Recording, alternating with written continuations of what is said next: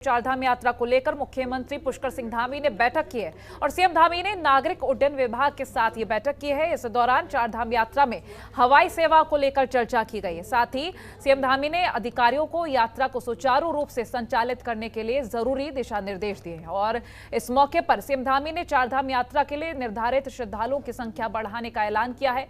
साथ ही सीएम धामी ने कहा कि यात्रा मार्ग पर एसडीआरएफ, स्वास्थ्य विभाग की टीम और अतिरिक्त पैरामेडिकल की टीम तैनात की गई, जिससे यात्रियों को कोई परेशानी ना हो। कपाट खुलने के बाद जो भीड़ है वो अब काफ़ी रेगुलेटेड हो गई है और यात्रा ठीक प्रकार से संचालित हो रही है। रजिस्ट्रेशन इसमें पहले से अनिवार्य किया गया है।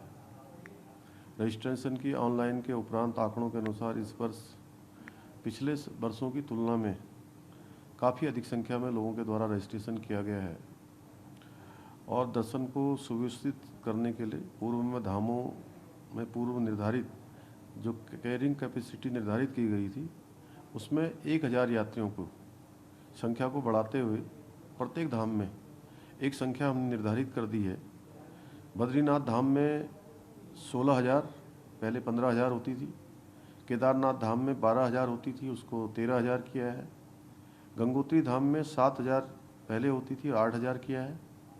यमुनोत्री धाम में 4,000 होती थी, अब 5,000 किया है। यात्रा मार्ग पर डिस्ट्रिक्ट डिजास्टर रिलीफ फोर्स और एसडीआरएफ के अतिरिक्त चिकित्सक एवं पैरामेडिकल स्टाफ की तैनाती के भी निर्देश किए गए हैं और जो हमारे यात्रा रूट हैं जहां पर जिनको स्वास्थ्य संबंधी कोई परेशानी का सामना करना पड़ रहा है उनके लिए प्रत्येक 100 मीटर पर हमने स्वास्थ्य की टीम भी लगाई है, जो अगर कोई भी परेशानी होने पर, कोई भी ऐसी इमरजेंसी आने पर जो नज़दीक का चेक पोस्ट है, जो भी पोस्ट है, उस पोस्ट पर ले जाकर उनके समुचित इलाज की व्यवस्था होगी। और प्रदेश में सभी पार्टियां चंपावत उपचुनाव की तैयारियों में जुटी हुई हैं। इसी कड़ी में कांग्रेस अपने स्टार प्रचारकों की सूची भी जारी की है, जिसमें 30 स्टार प्रचारकों के नाम शामिल हैं। कांग्रेस की राष्ट्रीय महासचिव प्रियंका गांधी वाड्रा और पूर्व राष्ट्रीय अध्यक्ष राहुल गांधी को भी चंपावत उपचुनाव के लिए स्टार प्रचारक बनाया गया है। कांग्रेस प्रदेश प्रवक्ता प्रतिमा सिंह ने बताया कि स्टार प्रचारकों में पार्टी के सर्वोच्च नेता और पूर्व अध्यक्ष राहुल गांधी और राष्ट्रीय महासचिव प्रियंका गांधी भी शामिल हैं। साथ ही स्टार प्रचारकों में प्रदेश प्रभारी देवेंद्र यादव, प्रदेश अध्यक्ष करण महारा, नेता प्रतिपक्ष यशपाल आर्य, पूर्व मुख्यमंत्री हरीश रावत के नाम भी शामिल हैं और चुनाव प्रचार के लिए जल्द ही राष्ट्रीय नेताओं के चुनावी कार्यक्रम तय किए जाएंगे। प्रचारकों की जो सूची है उसमें राहुल गांधी जी का नाम है, प्रियंका गांधी जी का नाम है, केसी वेणुगोपाल जी का नाम है, प्रदेश प्रभारी देवेंद्र यादव जी हैं, काजी निजामुद्दीन जी भी हैं और प्रदेश के शीर्ष नेतृत्व यशपाल आर्या जी हैं, प्रीतम सिंह जी हैं और अन्य जो शीर्ष नेता हैं उनके नाम है और अनुषांगिक जो संगठन है उनके प्रदेश अध्यक्षों के नाम है, चाहे वो महिला कांग्रेस हो, NSUI हो या यूथ कांग्रेस हो। आपने जो बात कही, मुझे लगता है कि कुछ मिसकम्युनिकेशन है इसमें या कुछ एरर है, क्योंकि उनका नाम तो उनको ही तो पर्यवेक्षक बनाया गया था और जिस तरीके से खटीमा में उन्होंने पुष्कर सिंह धामी जी को बुरी तरह हराने का कार्य किया है, उनका एक बहुत बड़ा जो मैं समझ सकती हूँ रोल है चंपावत में और जो भी एरर है वो जल्द उसको क्लियर करके उनका नाम को भी उस लिस्ट में शामिल किया जाए। और चंपावत उपचुनाव के लिए कांग्रेस प्रत्याशी निर्मला गैतोड़ी 11 तारीख को नामांकन करेंगी और इसकी जानकारी प्रदेश अध्यक्ष करण महारा ने दी है। करण महारा ने कहा है कि 11 मई को कांग्रेस प्रत्याशी नामांकन पर्चा दाखिल करेंगी, जहां नामांकन के दिन कांग्रेस के कई नेता मौजूद रहेंगे। उन्होंने कहा कि नेता प्रतिपक्ष यशपाल आर्य, प्रदेश प्रभारी देवेंद्र यादव, पूर्व मुख्यमंत्री हरीश रावत, राज्यसभा सांसद प्रदीप टम्टा समेत विधायक और कांग्रेस के कार्यकर्ता वहां मौजूद रहेंगे।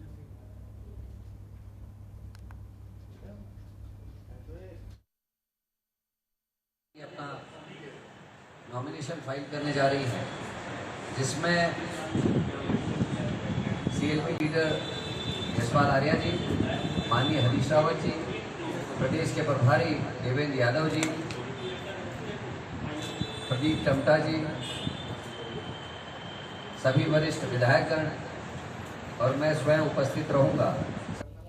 और चंपावत विधानसभा से उपचुनाव लड़ रहे प्रदेश के मुख्यमंत्री पुष्कर सिंह धामी नामांकन भरने के बाद खटीमा नगरा तराई स्थित अपने गांव पहुंचे, जहां सीएम से उनके घर पर चंपावत विधानसभा से मिलने वालों का तांता लगा।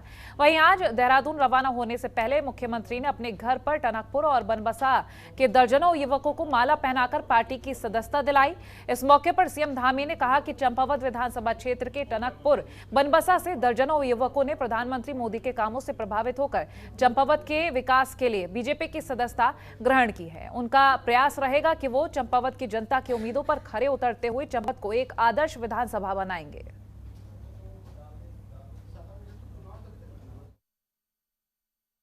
हमारे राजनीतिक प्रतिनिधि, अलग अलग दलों में काम करने वाले सभी ने प्रधानमंत्री मोदी जी के नेतृत्व पर और भारतीय जनता पार्टी के रास्ता व्यक्त की है। वो सभी चंपावत के विकास के लिए आगे आए हैं। मैं उन सभी का स्वागत करता हूँ। सबका अभिनंदन। कांग्रेस प्रदेश अध्यक्ष करण महारा ने और उत्तर प्रदेश के पतियों के बंटवारे कर सवाल उठाए हैं। करण महारा ने सरकार पर तंज कसते हुए कहा कि इस बंटवारे को इस तरह से दोनों ही सरकारों ने महिमा मंडित किया है और ऐसे उत्तराखंड की झोली में सब कुछ आ गया हो। लेकिन असलियत यह है कि उत्तराखंड के मुख्यमंत्री ने केंद्र के दबाव में उत्तर प्रदेश सरकार के सामने घुटने टेक दिए। उन्होंने कहा कि सरकार को इस बंटवारे के लिए न्यायालय में जाना चाहिए था। 2021 को दोनों राज्यों के मुख्यमंत्री की परस्पर सहमति से निर्णय हुआ है कि उक्त भूमि का स्वामित्व तो उत्तर प्रदेश के पास रहेगा और ये सरकारी कागज है। महिमा मंडित किया कि राज्य की झोली जो है वो भर गई, जबकि हकीकत ये है कि केंद्र के दबाव में हमारे मुखिया ने घुटने टेक दिए, क्योंकि उत्तराखंड के पास केवल 5 सांसद हैं और यूपी में 80 सांसद होते हैं। उत्तराखंड में बाल वाटिका व्यवस्था शुरू होने जा रही है, जिसके तहत अब सरकारी स्कूलों में भी नर्सरी और एलकेजी की पढ़ाई सुनिश्चित की जा रही है और इसी को लेकर शिक्षा विभाग ने तैयारियां भी पूरी कर ली हैं। शिक्षा महानिदेशक बंशीधर तिवारी ने बताया कि प्राइवेट स्कूल्स की तर्ज पर अब बच्चों को सरकारी स्कूलों में भी नर्सरी और एलकेजी की कक्षाओं का संचालन किया जाएगा, जिससे बच्चों का बेस मजबूत हो सके। उन्होंने कहा कि आगामी सत्र से उत्तराखंड के सरकारी विद्यालयों में नर्सरी और एलकेजी के दाखिल किए जाएंगे। साथ ही इससे अभिभावकों को अब सरकारी स्कूलों में भी प्राइवेट जैसी व्यवस्था का लाभ मिल सकेगा।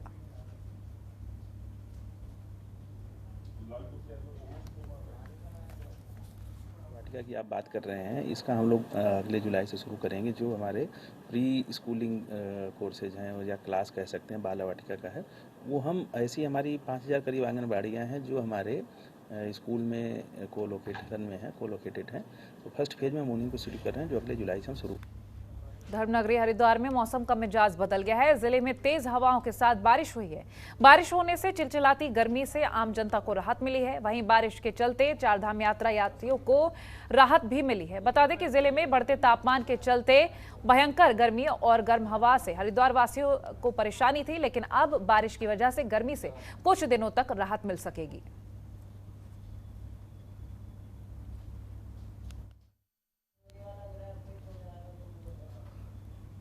और रुड़की में विजिलेंस की टीम को बड़ी सफलता मिली है। विजिलेंस की टीम ने रुड़की के लेखपाल नरेश सैनी को रिश्वत लेते रंगे हाथ गिरफ्तार किया है। आपको बता दें कि लेखपाल ने किसी काम के एवज में रिश्वत मांगी थी, जिसके बाद टीम लेखपाल को गिरफ्तार कर देहरादून ले गई है।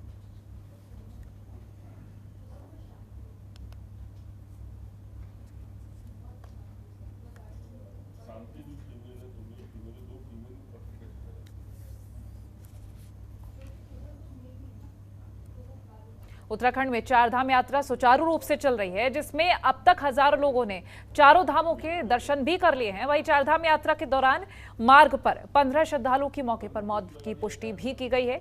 स्वास्थ्य महानिदेशक ने बताया कि यमुनोत्री धाम में 8, गंगोत्री में 2 और केदारनाथ धाम में 5 लोगों की अब तक मौत की पुष्टि हो चुकी है। उन्होंने लोगों से यात्रा पर आने से पहले श्रद्धालुओं को इस बात की भी पुष्टि करनी चाहिए कि वो किसी बीमारी से ग्रसित तो नहीं है। उन्होंने कहा कि स्वास्थ्य विभाग अपनी ओर से लगातार प्रयास कर रहा है, उसके बावजूद भी लोगों को अपने स्वास्थ्य का ध्यान रखते हुए यात्रा पर आना चाहिए। उन्होंने कहा कि चारधाम यात्रा की शुरुआती दौर में ही 15 लोगों की मौत हो जाने से दुख हो रहा है।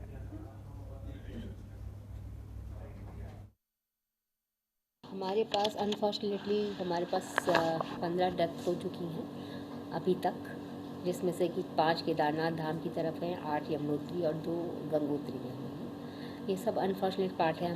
हमारी वो लोग सडन उनको डेथ हो गई उनकी, और जैसे ही कुछ सिम्टम आए तो बहुत ही शॉर्ट ड्यूरेशन में उनकी पल्स और ये सब चीज़ें गायब हो गई। तो समय ऐसा कहा जा सकता है कि अचानक से इतना समय नहीं मिला कि हम उनको रिवाइव कर पाते। तो ये एक बड़ा चैलेंजिंग है, इस पर हम काम कर रहे हैं कि ऐसा क्यों हो रहा है। और इसमें हम लोगों ने सभी लोगों से एक अपील भी हम करना चाहते हैं कि जो भी पेशेंट, जो भी कोई ऐसे व्यक्ति हैं जिनको हार्ट की कोई प्रॉब्लम है, सांस की कोई प्रॉब्लम है, या क्रॉनिक डायबिटिक है, क्रॉनिक हाइपरटेंसिव है, वो अपने हित में और सभी के हित में अपनी यात्रा को स्थगित रख सकें तो बहुत अच्छा रहेगा। और कांग्रेस प्रदेश अध्यक्ष करण महारा ने केदारनाथ और बद्रीनाथ यात्रा से वापस लौटने पर प्रेस वार्ता की। इस मौके पर महारा ने दोनों धामों में सरकार की ओर से की गई व्यवस्थाओं पर सवाल उठाए हैं। साथ ही उन्होंने सरकार पर सीधे आरोप लगाए कि इन दोनों धामों में सरकार व्यवस्थाओं को लेकर जो दावे कर रही है वो धरातल पर कहीं भी नहीं है। उन्होंने केदारनाथ धाम में शौचालय, हॉस्पिटल, रहने और खाने जैसी मूलभूत सुविधाओं का भी बुरा हाल बताया है। कोई शौचालय नहीं बना हुआ था, जो पुराने शौचालय हैं वही थे, और शौचालय की नींव रखी जा रही थी उस दिन। मेरे ख्याल से 2 महीने या 1 महीना उनको बनने में लगेगा। जो मंदिर है मुख्य केदारनाथ जी, वहाँ पर जो 1-1.25 किलोमीटर की करीब लाइन लगती है दर्शन के लिए, जिसमें 6 से 7 घंटे एक अनुयायी को लगते हैं, उसमें कोई भी महिला शौचालय पूरे उसमें नहीं है। 1.5 किलोमीटर तक लाइन है, और वो जो शौचालय होने चाहिए, वृद्ध महिलाएं, बुजुर्ग, बच्चे सब उस लाइन में लगे हुए हैं। ना तो बारिश से बचने के लिए कोई शेड का निर्माण हुआ है उस जगहों पर, ताकि जो लाइन पे लगे हैं वो बचें बारिश से, ठंड से। और जो गरीब लोग वहाँ जाते हैं दर्शन करने के लिए, उनके लिए रैन बसेरे होने चाहिए, ये मेरा मानना, चाहे किसी की सरकार हो। क्योंकि अमीर लोग तो 1000 रुपये, 1500 रुपये में बेड खरीद ले रहे हैं, उनको छत भी मिल जा रही है। लेकिन जो गरीब परिवारों के लोग वहाँ भक्त जा रहे हैं, उनके लिए रैन बसरों की कोई व्यवस्था नहीं है, जो दुर्भाग्यपूर्ण है। खबरों के निष्पक्ष विश्लेषण के लिए सब्सक्राइब करें Jantantra TV and press the bell icon. Never miss any update.